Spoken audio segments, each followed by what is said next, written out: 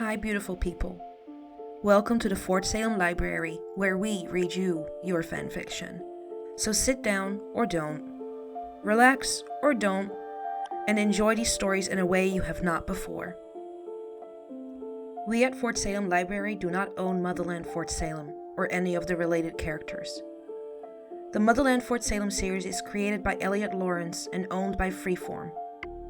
This story is a work of fanfiction and is meant for entertainment only. We are not making any profit from these stories. All rights of the original Motherland Fort Salem story belong to Freeform.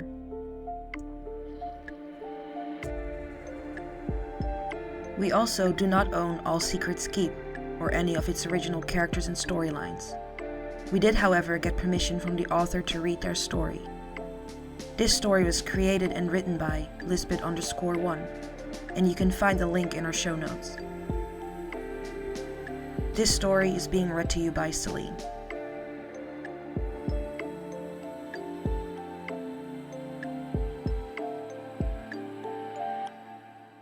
All Secrets Keep, Chapter 1. Fort Salem was no stranger to secrets. From the gossip spilled by fresh-faced recruits barely a week into their training, to the military secrets whispered by hardened generals behind closed doors. The military base was full of witches with secrets, both ones that were desperate to be shared and to be closely guarded. Telly Craven was not an exception to this phenomenon. Back when she had first started basic training, she had regarded secrets as one might a lie. Not telling a person something, hiding the truth from them. How was that any different than dishonesty?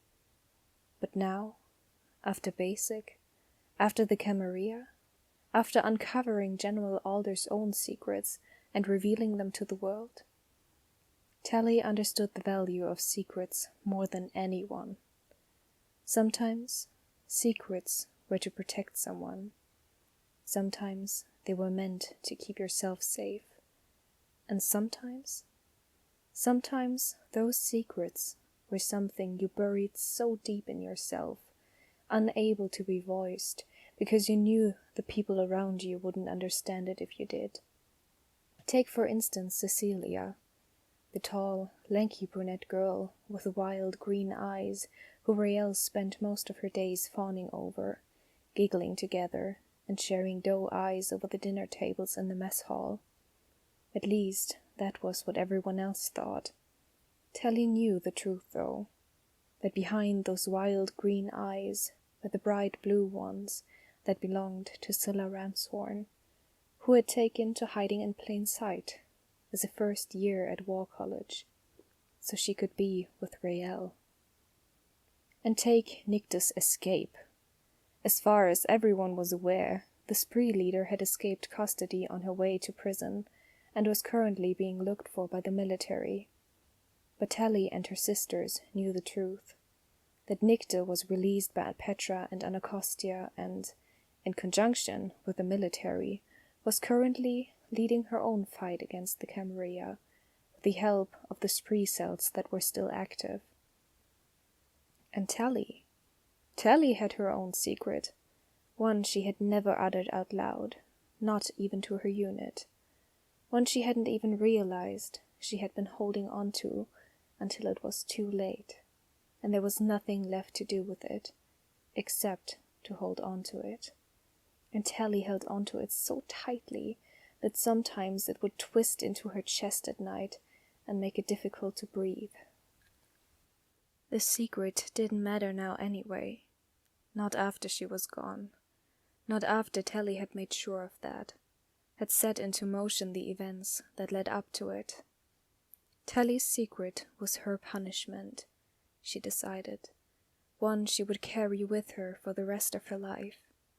After all, Alder was dead, so there was no one she needed to tell, no one who needed to know that she had been, and still was, in love with Sarah Alder. A loud crack of thunder ricocheted through the sky, rattling the glass in the windows of Fort Salem. Raelle's eyes flew open at the sound. her once sound sleep disrupted by the weather outside. Blinking sleepily, she looked to her right at Abigail's bed, wondering if her unit mate had perhaps snuck off in the middle of the night to meet up with Adele, and if she was the one responsible for the storm outside. Her suspicions were denied, however, as a streak of lightning lit up the sky, and the silhouette of Abigail, sleeping soundly, was outlined on the bed across from her. Too tired to care who or what was causing the storm then, Raelle turned over onto her side and flopped her face down onto her pillow. Despite the angry storm outside that seemed to be getting worse by the minute, Raelle found herself slowly drifting off into sleep, until she heard a different noise, a much softer noise, but one that had her more wide awake than the loud crack of thunder had. Tally was crying. Tell? Raelle scrambled out of her bed on the lower bunk, climbing up so she was standing on her mattress, and reached out to gently touch Tally's shoulder. Tally, are you okay? She got a sniffle in response as she stared at the back of Tally's head. I'm fine, came the response. Okay, bullshit. Raelle shook Tally's shoulder gently. Nobody cries when they're fine, not even you. And I know you're not scared of a damn thunderstorm. Tally let out a noise, something between a sob and a laugh, and she rolled over to face Raelle. No, but can we go with that reason anyway? Raelle shook her head gently, taking her hand from Tally's shoulder to tap her gently on the knee twice. Now scooch. Raelle, Tally sighed, but Raelle was already halfway up onto the top bunk, so she slid backwards until her back hit the wall, and Raelle settled into the space where she had just been. Raelle's eyes glinted in the dim light that came from outside, and whenever lightning lit up the room, Tally could see the concerned look that was on her sister's face. Their faces were close as they lay on the same pillow, facing each other. Not quite close enough to touch, but Tally could feel Raelle's breath on her cheek, feel the rumble in the pillow beneath her when she spoke. What's got you all weepy tonight? Raelle wasn't sure what she was expecting Tally to say, what Tally could have possibly said that would have made sense for her to be crying in the middle of what was for once, perfectly normal week at War College. But she certainly wasn't expecting the answer that she was given. I miss her, Tally whispered, the quiet words almost lost among the storm raging outside. Confusion flickered across Raelle's face, only visible from the streak of lightning that raced across the sky outside. Her? She echoed softly. You mean Pen? No. The word was nothing more than a puff of Tally's breath on Raelle's cheek. Raelle, Tally's voice cracked, and Raelle reached out for her hand at the sound, grasping it and squeezing it tight. I miss Alder. The grip on Tally's hand slackened, and Tally felt Raelle shift backwards in surprise, before quickly recovering from her shock and gripping onto Tally's hand tighter. Oh, Tal, Raelle wasn't sure what to say. While she had missed Alder in her own way, it had stemmed mostly from the sense of how odd, how empty Fort Salem seemed without the former general, and less from a personal connection to the woman. She certainly didn't miss the woman enough to cry about her in the middle of the night, but then again, she had never been a biddy either. And perhaps that was what was affecting Tally so much. I'm sorry, Tally. I know you had that connection with her, one that Abigail and I will never begin to understand, but you know we're here for you to talk to, if you need. Tally didn't say anything, just nodded. Do you miss her all the time? Raelle wasn't sure what prompted her to ask the question, but it felt like it needed to be asked. She needed to know how often Telly lay awake at night, crying to herself while her sister slept, unaware of Telly's pain. Telly let out a forceful breath, ruffling the hair that lay on Rael's cheek. "Some days it's not as bad as others," she admitted. "Some days I can get through an entire day without thinking about her. And then other days—" Telly swallowed around the lump that had suddenly appeared in her throat. "Other days, like today, Rael, I swear I could almost feel her. Like, if I just walked into the general's office, she would be in there to yell at me for barging in on her again. And tonight it was so strong, Telly's words were cut off with a sob that racked her whole body, and outside, the thunder rumbled so loudly in response. Rael could feel the answering vibration in her chest. She didn't know what to say, so she just pulled Telly into her arms. And even though Telly was taller than she was, she tucked the other girl's head beneath her chin. "It's okay, Tal," she whispered, softly stroking her back. "It's gonna be okay." "Wait, what do you mean, crying?" Abigail asked the next day at the breakfast table. Telly had woken up late, just a few minutes behind her sisters, which meant Rael had exactly those 7 minutes to discuss with Abigail what had happened last night, before Telly showed up. Adil sat next to Abigail, but Rael wasn't concerned by his presence. She knew he wouldn't breathe a word of what was said to anyone. Rael stabbed at her eggs with her fork a little more forcefully than necessary. I mean, full-on sobbing abs, like body shaking, crying so hard you can't breathe kind of stuff. Abigail just stared at her. "Over Alder?" she asked in disbelief. Rael nodded. "Yeah, I guess. That's what she said, that she missed Alder." Shit. Abigail sat back in her chair, her breakfast completely forgotten. She never cried that hard over Garrett. "Garrett isn't dead," Adil reminded her gently. Abigail scoffed. "Yeah, but still. She actually loved Garrett and he broke her heart." "It was weird, Abs," Rael spoke up, getting Abigail's attention again. "She said that some days she could almost feel her, and that's why she was crying so hard last night." Abigail's eyebrows pulled up, but before she got the chance to say anything, Adil was speaking again. "Why is that weird? Telly was a biddy once. It makes sense that she would be able to feel Alder." "Weird because Telly wasn't a biddy anymore. Hadn't been for a really long time," Abigail said forcefully.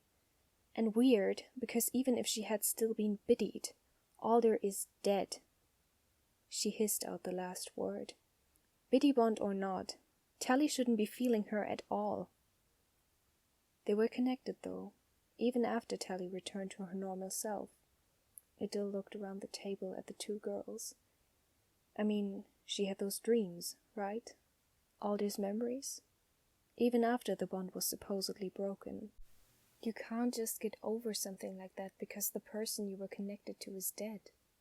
Abigail's face took on a somber look, and she exchanged a glance with Rael, who had a similar look on her face. "Yeah, I guess you're right. It would be weird, being so connected to someone that you can see their memories and then one day they're just gone. So I get why she misses her, but the feeling her part?" Rael raises her eyebrows. "That's still weird to me." "Phantom limb pain," Adil murmured. Both girls turned to look at him. "What?" Adil looked startled, as if he hadn't realized he had spoken. "It's like phantom limb pain," he repeated. "When you lose a limb, but your brain makes you think it's still there, you can experience pain, real pain, for a part of your body that doesn't exist anymore. In Telly's case, her brain, or emotions, or soul, or whatever, it's making her feel Alder when she isn't there, to help cope with the loss." Rael's face twisted, and she dropped her fork to her tray with a clatter. She suddenly wasn't very hungry anymore. Abigail, on the other hand, just kept staring at Adele. "How do you know this?" she asked. Adele glanced sideways at her.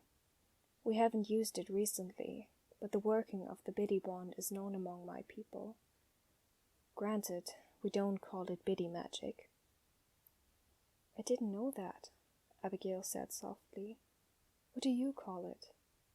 Adele's face turned thoughtful.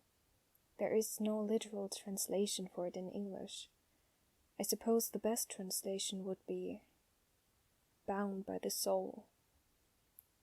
"That's perfect," Abigail said, frustrated. "Tally should have never offered herself over to Alder like that." "Abs, come on," Rael shook her head. "It was the right thing to do. Plus, we would have never made it out of the Tarim if Alder had died there." Abigail's face soured, but didn't say anything. She knew Rael was right, but that didn't mean she was happy about it. The sight of Tally and Scylla, or was it Cecilia? Abigail still wasn't sure how to refer to her, heading their way, had her clearing her throat and kicking Rael gently under the table, signaling to the blonde that it was time for a new topic of conversation. Rael's eyes lit up when she saw Scylla, an adoring look coming over her face as the other girl sat down next to her. Tally took the seat between her two sisters, and Rael turned away from her girlfriend to look at Tally, searching her face. "You all right, Tal?" "I'm fine." Tally's response was clipped as she gave Rael a pointed look. She didn't want to talk about it. "What were you guys just talking about?" Rael's expression froze, unsure of what to say, but Abigail spoke up, saving her from floundering for an answer. "We were talking about the storm last night." Tally rolled her eyes. "Are we really that desperate for topics of conversation that we talk about the weather now?" Abigail's eyes sparkled, leaving Rael wondering where she was going to take the conversation next. "We were actually saying that it didn't feel like a natural storm. Someone must have worked it up, probably while they were getting all worked up." Abigail's voice dropped suggestively, earning a laugh from Scylla and a red blush from Adele. "For a little while there, I thought maybe it was you two," Rael teased Abigail and Adele. "But there was no earthquake, so I guess not, huh?"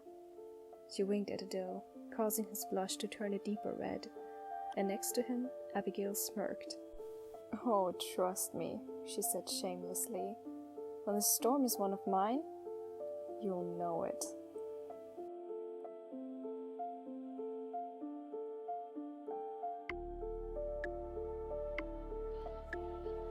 Please find the fanfiction you just listened to on Archive of Our Own, and leave the author some love.